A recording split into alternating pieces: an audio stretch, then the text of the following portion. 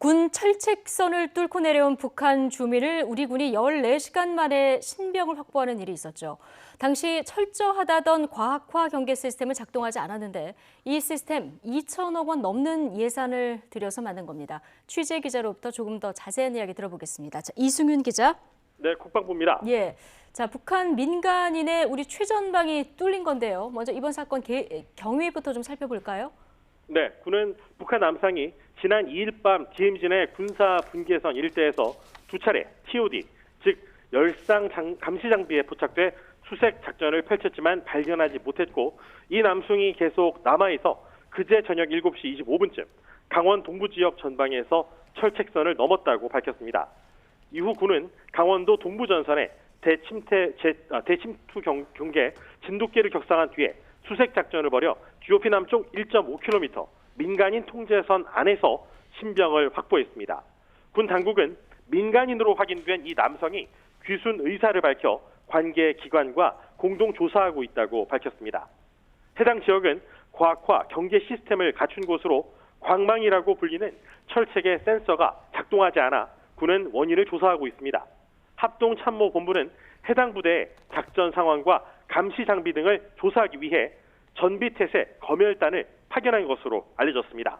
이 부대는 이른바 노크 귀순이 있었던 지난 2012년에도 사단장과 연대장 등이 줄줄이 보직 해임됐는데 검열단 조사 결과에서 문제점이 또 식별되면 문책이 뒤따를 것으로 보입니다. 예. 자, 문제는 철책 넘는 것을 보고도 신병을 바로 확보하지 못했고 이 과학화 경계 시스템이라는 것도 뚫렸다는 거 아니겠습니까?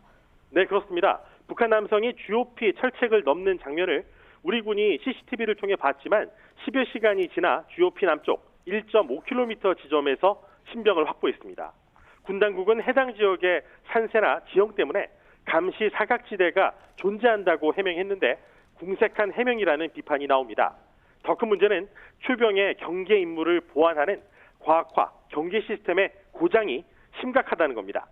과학화 경계 시스템은 군이 장병 감소에 대비하고 대북 감시를 강화할 목적으로 지난해까지 2,427억 원을 들여 구축했습니다. 2016년 국방 백서에는 적은 병력으로 넓은 지역을 효율적으로 감시한다고 명시돼 있지만 잦은 고장과 오작동으로 최전방 지역의 감시 공백을 오히려 유발하고 있다는 지적도 나옵니다. 이 문제를 지적했던 국회 국방위원회 소속 이채익 의원의 인터뷰를 들어보시겠습니다. 2015년부터 2020년까지 과학화 경계 시스템 장비의 작동 오류 및 고장을 조사해봤습니다. 총 2,749건이 나타났는데요. 대북 감시를 위한 최전방 기지에서 하루에 1.5회 꼴로 감시 장비가 먹통이 된 것으로 확인됐습니다. 예, 5년간 2,700여 건 그리고 하루 1.5회 꼴. 이 과학화 경계 시스템 고장 한두 번이 아니었군요. 네, 그렇습니다.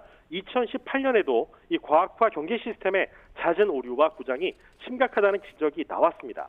당시에 국회 국방위원회 소속인 황영철 자유한국당 의원은 사업이 시작된 이후 2018년까지 총 5,225건의 프로그램 오류와 고장이 발생해서 매년 1,740건, 매일 약 4.8건의 오류와 고장이 발생했다고 밝혔습니다.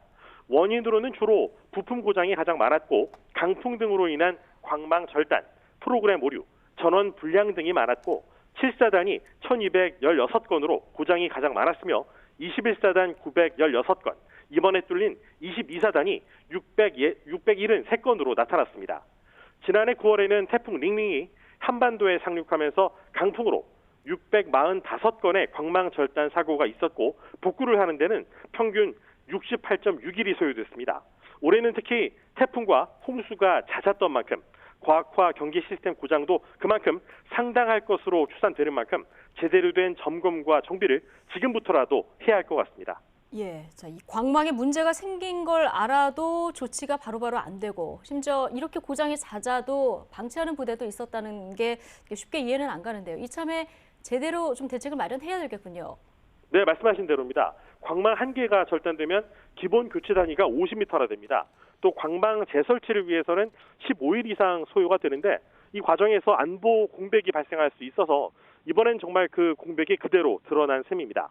먹통 상태인데도 3일이나 이 복구 안 된 철책이 63건이었는데 이번에 문제가 발생한 24단에서 이 34건, 21사단 8건, 12사단 5건, 1사단 4건 순이었고 특히 22사단에서는 광망 절단으로 123일간이나 그 구간을 방치했던 것으로 드러났습니다. 이거는 올해가 아니라 2018년 기준입니다. 그러니까 그동안 문제점 보완이 제대로 이루어지지 않은 걸 의미합니다. 탈북민이 월북했던 올해 7월 18일에도 강풍으로 이 과학화 경계 시스템의 광망이 절단되는 고장 사고가 발생했던 것으로 밝혀졌습니다. 이처럼 이 먹통이 된 과학화 경계 시스템의 평균 수리 기간이 지난해 기준으로 51.2일에 달해 장기간 감시 공백 사태가 우려됐는데 어제 그 틈을 타서 이 북한 민간인이 내려와서 신병이 확보된 겁니다.